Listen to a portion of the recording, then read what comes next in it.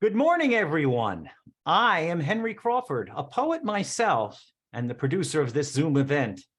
This morning's program is Poetry, Coming Home to Ourselves, with Maryland Poet Laureate Grace Cavalieri, who's going to talk to you about bringing poetry into the classroom. The program is co-sponsored by the Georgetown University Center for Muslim Christian Understanding, the Center for Contemporary Arab Studies Collaborative Education Outreach Program, and the Fund for the Future of Our Children at www.futureofchildren.net. The U.S. Department of Education is funding a National Resource Center on the Middle East and North Africa, which is providing funding for this program, along with our co-sponsor, Fund for the Future of Children. This 90-minute program will be recorded and made available for your personal use, so you don't have to take notes, but please have a writing device or paper and pencil available for poetry exercises during the session. Everyone will be muted during the presentation, but please feel free to enter questions and comments in the chat, and we will try to get to them at the end of the session. And I think that's all. So without any further ado, let me say that it is my great pleasure to give you Poet Laureate of Maryland, Grace Cavalieri. Grace, have at it. Thank you, Henry. Henry is a poet, an engineer, a lawyer, a videographer. So I'm in good hands. I think he can unmute people at the right time. I'm here because I teach poetry. And I'm so happy to see each of you. It'll be a wonderful time together. This is what we're going to do. For a while, I'm going to give you my beliefs about teaching poetry. And those will take a few minutes. Just pretend it's a little TED Talk. And then we will move into some exercises where I'm going to ask you to access poetry yourself, because my wish is that you, at the end of this time, see that poetry is not a relic on the top of Mount Olympus that we teach other people, but it is something each of us has inside of ourselves that we can access, and everything we need is inside of ourselves. And that is the source, and that is what you can give your students. I believe these things. There will be a time to have Q&A. Now, in April, we're going to return, and I would love you to give us some of the things you believe and some of the things you've done in poetry. At that time, I will be offering exact prompts and exercises, but you can get a packet of how to teach poetry. That is not what I'm about. Anybody can go on Google, but what I believe is that the teacher is the one who, if she embodies an idea, can really drop seeds all the time and not have to execute, but just really inspire. So this is about dropping seeds. So we're just going to thread poetry into our daily life in the classroom and not make it something other than this big, ominous thing that other people did and wrote. And in the Q&A, just drop the level that you teach as well. That will help me a lot. So I'm going to plunge right in and tell you my beliefs about poetry that are the platform for teaching. And I've taught for 70 years. I'm 90. I've taught my whole life. And so I know the stressors of the classroom. I'm going to tell you what keeps me going. Now, I'm a professional poet. I don't expect you to be. Yes, some people are this weird thing as a professional poet. And I don't expect you to be. I don't think you need to see the world through the lens that I do every day. But I do think that you can understand that poetry truly expands your life. And it is a way of entering the world with such wonder and appreciation, and it just makes everything better. So who wouldn't want that for our children, in addition to the information that we give them?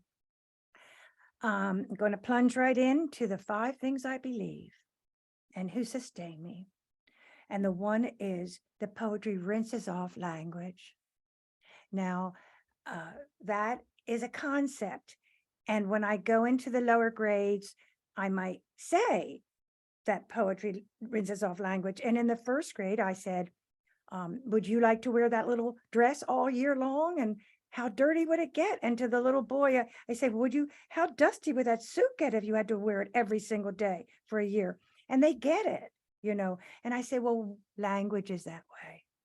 We have to rinse it off and make it fresh and new by using it a different way. And they understand. You'd be surprised. It isn't all that hard. The second belief I have is that poetry slows us down. I am high wired. I need it. Poetry, you cannot read it in a hurry, and you cannot write it in a hurry. It is kind of like a dream. And so to stop and to change our to-do lists and to slow the clock is quite a miraculous thing for your body. I'm going to tell you that luckily, the Fund for the Future of Our Children allowed me to go into every county in Maryland before COVID and after to teach teenagers, to work with teenagers.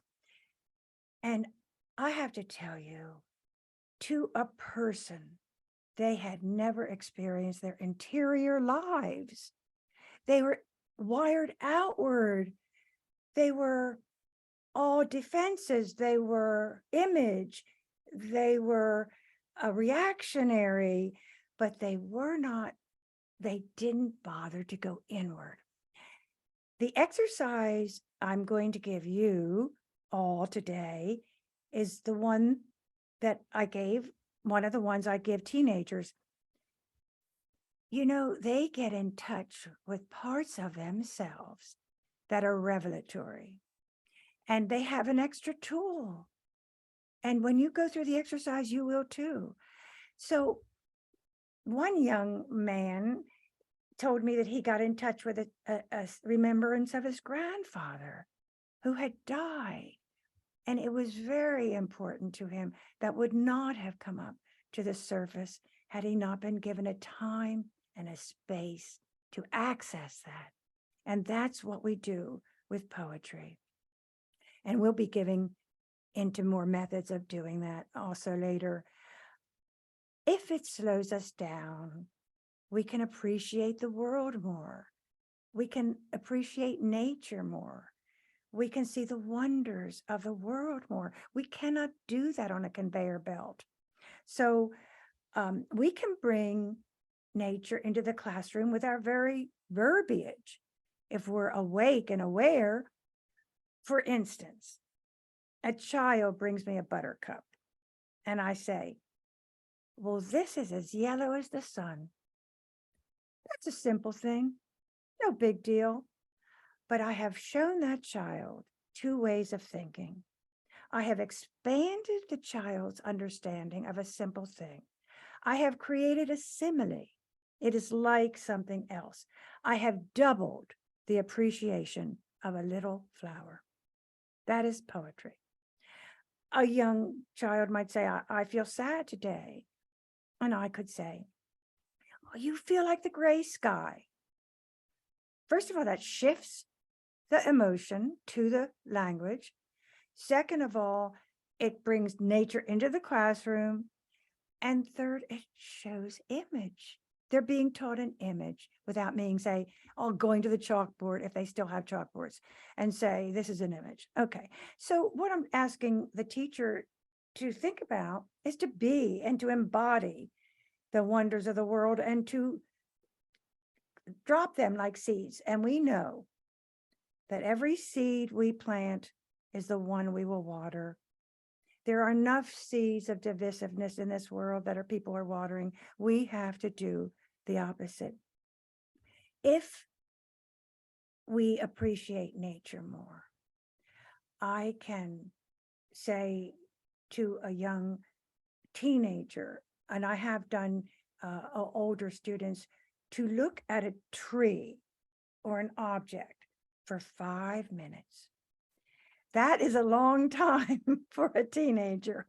But if they can sit still for 5 minutes, the first thing they see is the tree. The second thing they see is the bark. Then they may see the branches. Then they could see a leaf. Then a bug on a leaf. The more they look, the more they see. And then they can write about it. But the funny thing is that looking is not seeing.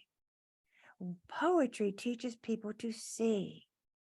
The visual artist is the one who knows to see. And so that is a little gift we're giving them, which they will have forever. You can do it in all grades. You can do it verbally in the lower grades. You can do it with writing exercises in the upper grades.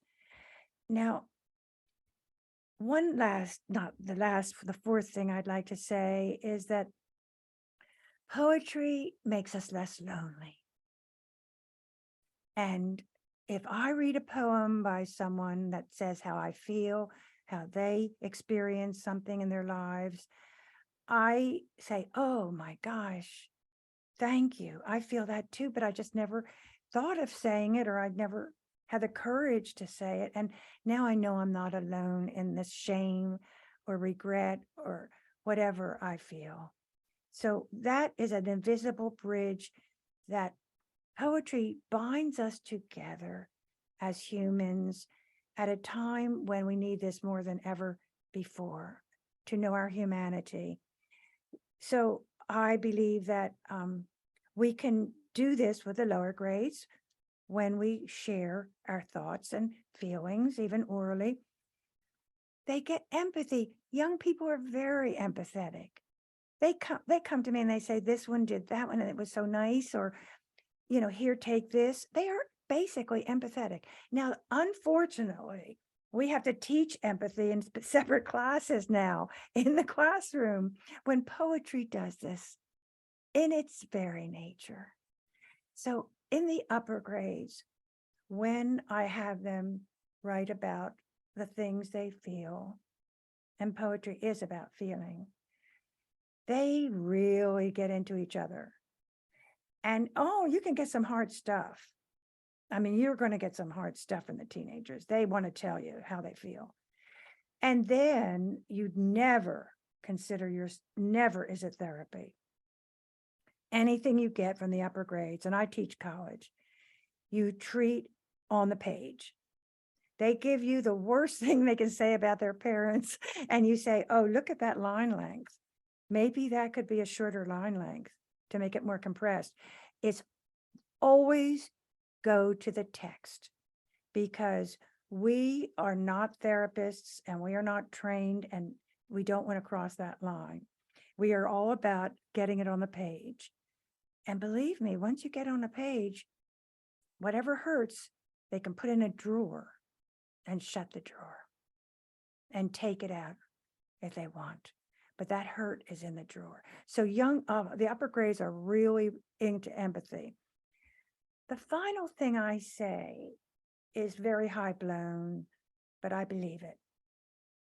And it is that poetry is the only record we have of what people thought and felt from ancient times, from before Petrarch, before the Greeks. The land sales, forget it. The kings and queens documents, forget it. The only record we have of what people felt, their sensibilities, is in the poetry that has been left. Now, I think that's kind of important. I think that when we write our little teeny scribblings, we are adding to the record of humankind. And I believe that if it were not for poetry or the arts, we'd be three-dimensional people slopping around in the mud. I really do believe civilization is on it. And if you do not write your story, you will come and go and we will never know you. Because everyone has a story. Everyone is inimitable. And the miracle is that no two stories are alike. Think of that. your story is not my story. What then? Why then shouldn't you tell it? I know mine, I need yours. So I think adding to humankind is not a bad thing to do in a lifetime, no matter how humble they are. Now, I believe that finding a time and place for poetry in the class is really important. I know the stressors. I taught in the lower grades for years, and I know that what you go through. But if there's a way of putting a place in the room that is dedicated to poetry, where you can mount a poem, where you can bring in an object to write about, or whether you can stand to read a poem, that is honoring poetry without having to make a big deal about it. And maybe Friday afternoon, 15 minutes on a Friday, who knows? If it could be the same time and space every week, that would be great. If not, there's a place. I do not call it a poetry corner because I do not believe in ghettoizing poetry. But if there's a place and a time that is honoring something without even saying or honoring it. So those are my beliefs. And I've been poeting all week, but I do have enough voice left. I want to give you an anecdote of a recent experience with the first graders at St. Anne's School to show you just what's possible. These are first graders now. And when I go in, I do not want to say, this is poetry. So we start with softening the earth. And it is to get them all in a group state of mind where they can organically start working together on a poem. But I start with a game, and I'm sure all of you have done things like this a million times. But it might be that I tell them that I am sleeping, and all of a sudden a spaceship gets through my ceiling and arrives in my bedroom. Oh, what color is it? Then I point to a child and they yell red. Then I say, and then it bumps into, what does it bump into? It bumps into, and the next child you point to tells you it's my bureau. And it goes up through the ceiling, and what does it see? But, and then the child will say a hot dog or whatever. You will get wild things. But the point is that you are getting their imaginations going, and they're getting just really revved up, and they're all in it together. But the teacher is the silver thread from one child to another, pointing to the child and getting, well, you're the creator, we're the creators now with them. There's a great equanimity here. And you take them through whatever they do, they'll go, you can't believe what they'll find in space. And then, of course, we go back and we're in our beds. So then, since we've got them all together, let's tell a story and write a poem.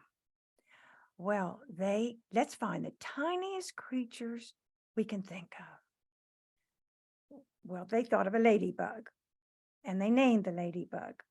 And the ladybug starts out on a journey. And what does it want?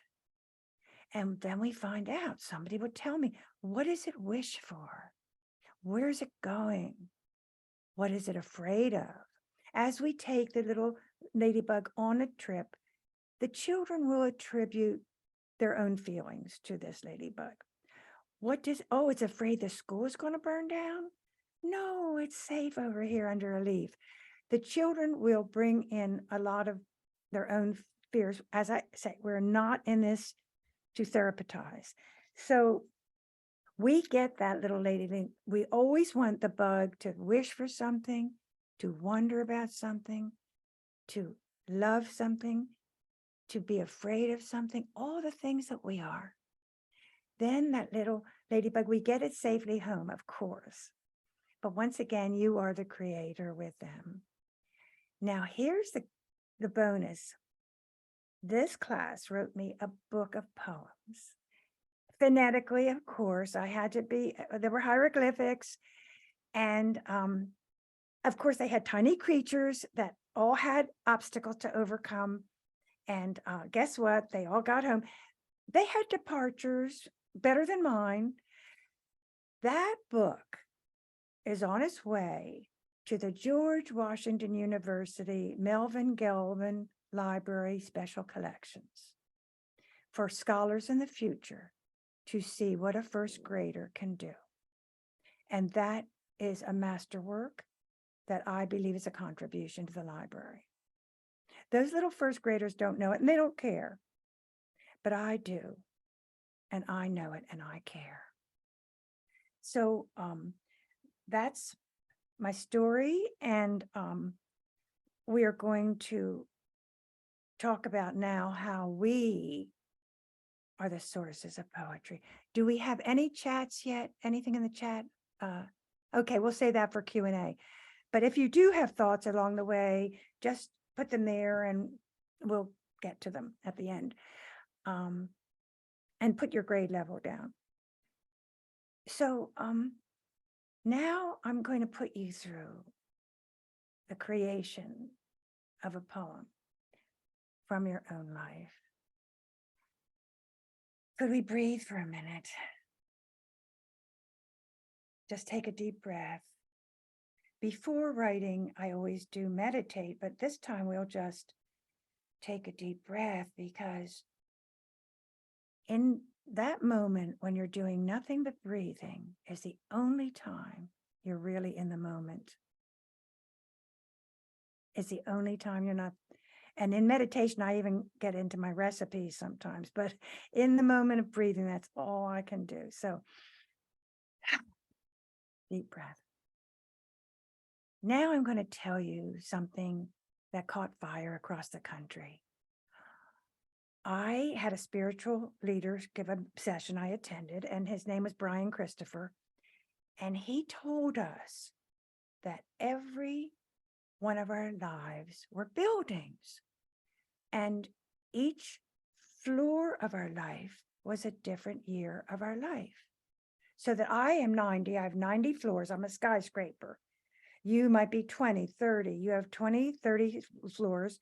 I know how many floors Henry has. Even a 5-year-old has 5 floors where something has happened on every floor.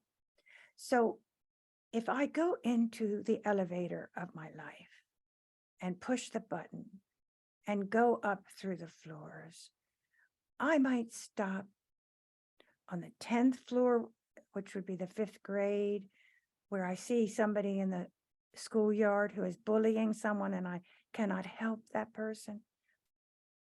Or I might go up on my elevator to the 20th floor, where my husband could not get off the aircraft carrier, where he was a naval aviator to make our wedding. The first time I went into my elevator, it stopped at a very significant floor, and yours will too, amazingly enough. It stopped at my 4th floor, and it was the Depression. And I was in my grandmother's kitchen. She had a restaurant, so she was the only one with money. And all the relatives were there. And my father just to tease me to be the life of the party, said I was not getting anything for Christmas. Well, he was not cruel. He was not a masochist. He was just trying to be funny. And all the relatives were watching me. And I didn't cry, because 4-year-olds are very canny. And I showed that I didn't care. And he handed me the box. Funny, Grace it didn't work, And I never opened that box.